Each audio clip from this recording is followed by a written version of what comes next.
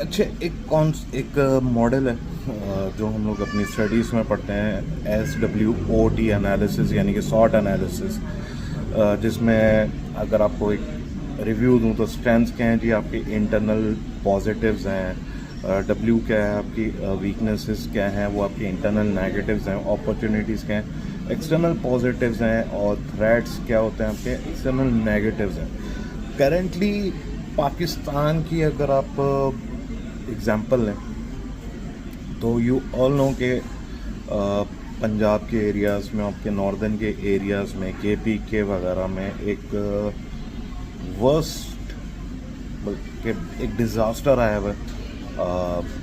सैलाब की सूरत में, और वो अभी तक ख़त्म हो नहीं रहा। तो ये आपके लिए एक थ्रेट,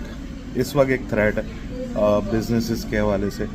कि ऑब्वियसली इतनी डिस्ट्रक्शन हो रही है और लोगों के इतने लॉसेस हो रहे हैं, तो लोग जो हैं वो आपके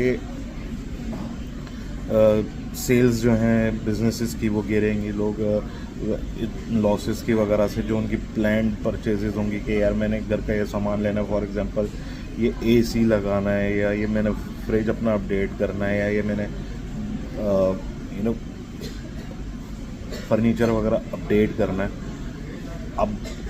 क्या हो गया, अब ये थ्रेट हो गया कि यार अब वो ज़ाहिर है इतने लॉसेस हो गए, इतना कुछ हो गया, लेकिन वो लोग अब नहीं करेंगे तो आपकी सेल्स वगैरह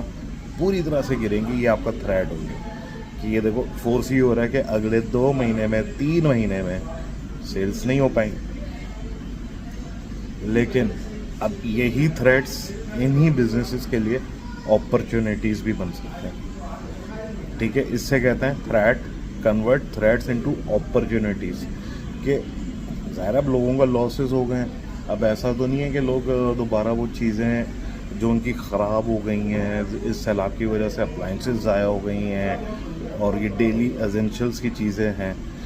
तो ये अब ऐसा तो नहीं है कि दोबारा इनको ज़ाहिर है लोगों को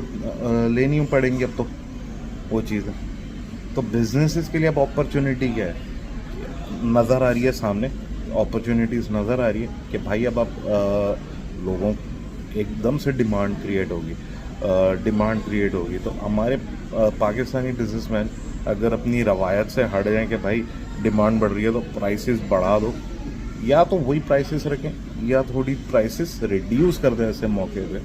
20% 30%, तो जो ब्रांड ये काम करेगा वो बाजी ले जाएगा। ये इस तरह इनके लिए अपॉर्चुनिटी है। Thank you.